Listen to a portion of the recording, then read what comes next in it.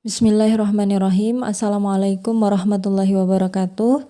Baik, kali ini Umu akan coba menjawab pertanyaan-pertanyaan yang belum sempat terjawab di grup semalam saat kajian, mengingat terbatasnya waktu, sehingga Umu berpikir ingin menjawab pertanyaannya melalui YouTube ini.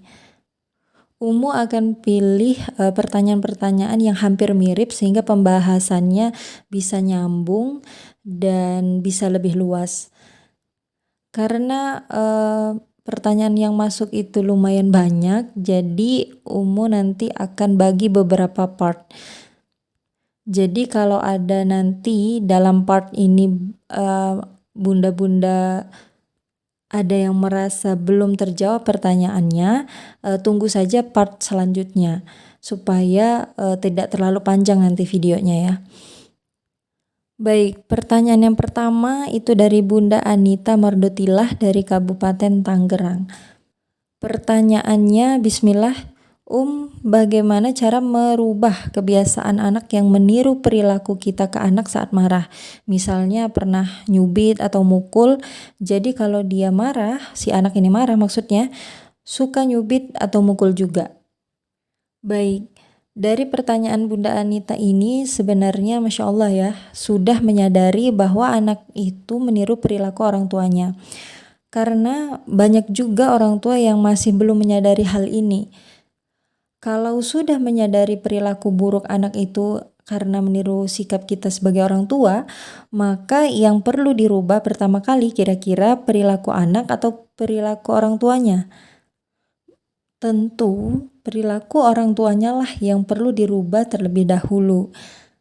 Yang tadinya emosian, ya kan, suka marah-marah, cobalah latihan lebih sabar menghadapi anak. Yang tadinya kasar dalam berbicara, cobalah berbicara dengan lebih lembut kepada anak. Lakukan hal tersebut secara konsisten dengan ketulusan, maka anak juga akan melihat dan merasakan kelembutan dan kasih sayang orang tuanya. Sambil kita latihan merubah sikap kita kepada anak, berikan waktu kita untuk anak. Ngobrol dari hati ke hati, minta maaf kepada anak atas semua khilafan yang sudah kita lakukan kemarin-kemarin, yang marahnya teriak-teriak misalnya, atau bahkan sampai memukul anak, yang dimana tentu akan membuat jiwa anak itu menjadi tersakiti. Minta maaf dengan tulus kepada anak. Setelah minta maaf kepada anak, berjuanglah dengan sungguh-sungguh secara konsisten untuk bersikap, merubah sikap kita menjadi jauh lebih baik lagi, bersikap lemah lembut kepada anak. Maka perubahan-perubahan yang kita lakukan tadi itu akan menjadi referensi baru bagi anak. Anak akan mempelajari hal baru dan dia juga akan meniru perubahan kebaikan yang sudah kita lakukan. Pertanyaan yang selanjutnya dari Bunda Ria Aryani dari Bandar Lampung. Pertanyaannya, saya pernah menahan amarah pada anak-anak selama setahun sebelum kelahiran anak yang ketiga. Namun setelah kelahiran anak ketiga, rasa lelah, letih, capek karena efek seluruh pekerjaan saya pegang sendiri, dan emosi serta amarah nggak bisa tertahan lagi saat butuh bantuan anak-anak, namun anak-anak mengabaikan permintaan saya. Apakah saya salah Terus bagaimana saya harus bersikap terhadap situasi ini agar terhindar dari amarah pada anak, sebab setelah marah saya langsung menangis. Baik, perlu kita pahami bersama bahwa emosi itu sebenarnya bukan untuk ditahan, tapi untuk dialirkan secara baik, untuk dikelola dengan baik dan benar. Misalnya sebagai orang tua kita boleh marah atau tidak? Boleh marah, hanya saja marahnya secara benar, bukan teriak-teriak ya kan, bahkan sampai memukul. Marah itu bisa dilakukan secara baik-baik tanpa teriakan, tanpa bentakan, tanpa ancaman, tanpa pukulan yang akan menyakiti jiwa sang anak. Bukan hanya fisik tapi jiwa anak tersakiti. Nah, itulah artinya kita perlu belajar mengelola rasa marah ini secara benar. Tidak tepat juga ketika marah kepada anak ini terus ditahan, ditumpuk karena ketika terus ditahan maka efeknya seperti bola salju, akan semakin besar arusnya. Saat tumpukan emosi yang terus ditahan ini tidak dialirkan secara benar, terus ditumpuk dan dipendam, maka benar tadi yang Bunda rasakan, saat terus ditumpuk, amarah yang tertumpuk itu akan meluap dan sangat membahagiakan gitu. Karena level marahnya itu sudah bertubi-tubi. Saat diri sedang dikuasai amarah, maka logikanya akan turun, sehingga doa-doa yang kita panjatkan untuk anak seperti ingin anak menyejukkan hati, ingin anak itu sebagai anugerah bagi kita sebagai orang tua, itu bisa terkalahkan dengan penguasaan emosi tadi, penguasaan amarah yang sudah bertubi-tubi karena terus dipendam. Nah, itulah bahayanya memendam amarah. Nah, bagaimana sikap kalau misalkan kita pernah ya menumpuk amarah ini gitu? Segeralah ambil jeda terlebih dahulu, keluar dari kondisi yang membuat kita marah. Misalkan saat marahnya itu ingin meledak, sesegera mungkin jangan menghadapi anak terlebih dahulu. Misalkan kita ambil jeda ya ke kamar misalkan ya kan, biarkan kita rilis emosi itu dulu. Bisa dengan mengucapkan istighfar. Kalau tidak ngefek juga istighfarnya tuh ditambah, perbanyak istighfarnya. Masih belum juga, walaupun kita sudah tambah, ambil wudhu dan sholat. Saat kita sudah jauh lebih tenang, walaupun marahnya masih ya kan, karena kan terus tadi ditumpuk tadi, efek dari tumpukan emosi tadi, tapi setidaknya perilaku kita dengan mengambil jeda terlebih dahulu tadi, tidak langsung meluapkannya kepada anak itu akan memberi ruang kita untuk bisa lebih tenang dalam mengontrol diri kita. Saat diri sudah benar-benar siap menghadapi anak, nah baru ngobrol ya kan, baru diajak bicara anaknya, ceritakan tentang rasa lelah yang Bunda rasakan dan minta tolong kepada anak, benar-benar minta tolong ya, bukan marah-marah. Nah, kalau tadi yang pada saat emosi lagi meluap-meluap itu pasti yang kita inginkan kan bantuan anak, tapi yang kita ucapkan adalah marah-marah kepada anak, sehingga anak juga mau membantu takut ya kan, bisa jadi perasaan takut bukan karena dia nggak mau bantu, tapi bisa jadi karena dia takut karena kita minta tolongnya itu marah-marah seperti itu. Saat diri Bunda sudah lebih tenang, nah bicarakanlah tentang keinginan Bunda untuk dibantu oleh anak-anak yang memang sudah layak ya untuk membantu pekerjaan rumah atau meringankan tugas Bunda di rumah, seperti itu. Pertanyaan selanjutnya dari Bunda Ana Nuril Hasanah dari Garut. Pertanyaannya, saya sudah istighfar, saya suka kesal sama suami padahal suami sudah berbuat baik sama saya, tapi kenapa ya marah saya ini nggak bisa dikendalikan, malah dalam hati tuh terus ada rasa kesal sampai ke anak saya lah yang jadi korbannya. Ini loh saya tuh lama-lama kayak nggak sadar aja gitu. Kenapa ya sikap saya ini, dan bagaimana sih cara paling ampuh supaya sikap saya itu nggak kayak gitu terus? Mohon bantuannya Baik, coba ilustrasikan seperti ini. Ketika kita sedang bahagia, mendapatkan rezeki atau kebahagiaan apapun, pokoknya kita benar-benar dalam kondisi yang bahagia. Kemudian anak tiba-tiba menabrak kita. Apa yang kita ucapkan atau respon pertama kita? Tetap dengan rasa bahagia tadi. Atau kalau kita ingin menasehatinya supaya tidak nabrak, pasti yang kita ucapkan, hati-hati ya nak, seperti itu. Masih dalam kondisi yang sangat bahagia. Nah, coba Bunda bayangkan di tangan Bunda itu sedang luka. Luka yang bernanah, yang sakitnya luar biasa. Fisik tangan ini tadi sampai bengkak, memar, ya kan. Pokoknya ngilu, sakit sekali gitu. Nah, tiba-tiba anak sedang gembira sekali dan dia lari ke sana kemari, tiba-tiba dia menyenggol lah tangan Bunda yang sedang luka, ngenyut, ya kan, ngilu, sakitnya luar biasa. Apa respon kita?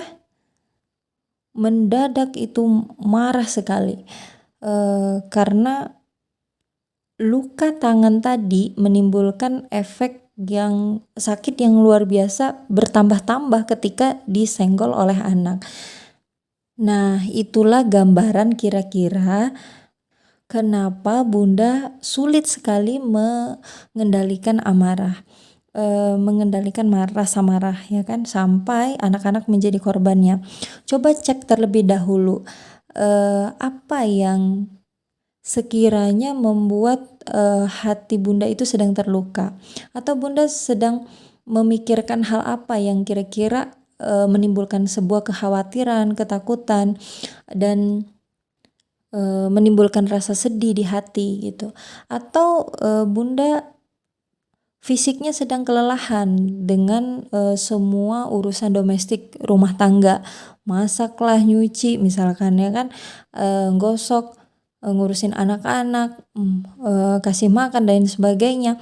Nah, bisa jadi itu alarm bahwa fisik kita sebagai seorang ibu itu sedang lelah. Nah, cobalah cari tahu dahulu kira-kira bentuk marah tadi itu karena apa? Apakah karena kelelahan kah? Atau karena sesuatu yang overthinking, ya, sesuatu khawatiran di masa depan yang terlalu difikirkan sehingga menimbulkan rasa takut, kecemasan yang berlebihan kah? Atau ada faktor-faktor di luar yang membuat hati Bunda itu sedang terluka. Nah, hati terluka ini itulah yang menyebabkan marah ini menjadi tidak terkontrol. Seperti halnya saat tangan yang sedang terluka tadi disenggol anak, langsung marahnya menjadi meningkat, karena sebenarnya bukan hanya anak yang menyenggol tadi, karena memang luka ini sudah sakit, memberikan sakit kan. Ketika disenggol maka dia akan jauh lebih sakit lagi. Nah, begitulah gambaran kira-kira kenapa kondisi Bunda itu seolah sulit sekali ya mengendalikan marah sampai anak-anak menjadi korbannya. Maka cobalah cari tahu tadi ya sebab lukanya karena apa, kemudian berdamailah, terima luka itu secara sabar dan berdamai dengan luka tersebut. Saat luka itu terselesaikan, ya kan, saat permasalahan yang ada di dalam diri Bunda itu terjawab, insya Allah amarah atau emosi itu bisa lebih dikendalikan karena ketenangan itu sudah Bunda rasakan. Pertanyaan selanjutnya dari Bunda Rani, domisili Kendari. Pertanyaannya, Masya Allah, materinya luar biasa. Pertanyaan saya, apakah emosi yang diluapkan pada anak akan diwariskan kelak kepada teman sebayanya? Atau apakah emosi marah ketika sedang mengandung ini juga turut diwariskan? Mungkin itu saja pertanyaan saya. Baik, pada dasarnya setiap anak itu punya fitrah kebaikan. Anak ini akan belajar dari lingkungan, dari orang tuanya terlebih dahulu, kemudian dari lingkungan. Anak akan belajar dari apa yang dia lihat dari orang tuanya, apa yang dia dengar dari orang tuanya, dan apa yang dia rasakan dari orang tuanya. Boleh jadi anak itu salah ya mendengarkan kata-kata orang tuanya, tapi anak itu tidak akan pernah salah dalam meniru perilaku orang tuanya. Maka saat anak ini terbiasa untuk melihat orang tuanya misalkan dalam menyelesaikan permasalahan itu selalu dengan teriak-teriak ya kan, marah-marah, apalagi bahkan sampai memukul, nanti ketika dia berinteraksi kepada temannya, dia ini juga akan melakukan hal yang sama karena apa yang dia lihat, dia dengar, dia rasakan itu akan menjadi pembelajaran baginya, dan dia akan terapkan kepada lingkungan teman sebayanya. Kemudian perihal emosi seorang ibu saat mengandung itu juga dirasakan oleh anak. Anak bisa merasakan apakah ibunya ini sedang sedih, sedang bahagia, sedang takut, sedang khawatir, sedang cemas. Itu bisa anak rasakan saat di dalam rahim ibunya. Makanya penting saat kita sedang mengandung itu interaksi kita kepada Allah itu lebih baik ya daripada kita tidak mengandung, karena itu akan mempengaruhi anak. Namun kalau misalkan sudah terlanjur kemarin pada saat mengandung misalkan emosi meledak-ledak dan lain sebagainya, buruk ya kan yang dirasakan oleh ibunya, kemudian pada saat berinteraksi dengan anak juga pernah melakukan contoh yang tidak baik ya kan, apakah itu terus menerus akan membekas kepada anak sampai dia nanti dewasa? Nah, semua ini tergantung daripada orang tuanya. Kalau misalkan orang tuanya ini sungguh-sungguh untuk merubah perilaku buruknya kepada anak, dan terus menerus konsisten untuk memberikan perilaku yang baik ya kan, menunjukkan perubahan ke arah yang jauh lebih baik dalam berinteraksi kepada anak, maka anak ini juga akan belajar sesuatu hal yang baru dari orang tuanya, yang tadinya referensi dia berinteraksi itu misalkan buruk ya kan, dengan marah-marah, berteriak, memukul dan lain sebagainya, dia juga akan mempunyai referensi baru karena yang dia lihat saat orang tuanya berubah, dia juga belajar untuk melakukan perubahan seperti perubahan yang dilakukan oleh orang tuanya. Makanya saat orang tua sungguh-sungguh dalam merubah sikapnya, insya Allah anak juga akan mempunyai referensi baru dan bertindak jauh lebih baik. Baik, untuk part pertama ini mungkin itu dulu ya pembahasannya. Kalau misalkan ada pertanyaan-pertanyaan lagi, boleh ditulis di kolom komentar, atau yang sekiranya belum jelas boleh. Nanti Umu akan jawab di kolom komentar mengenai part ini ya. Umu akhiri, wassalamualaikum warahmatullahi wabarakatuh.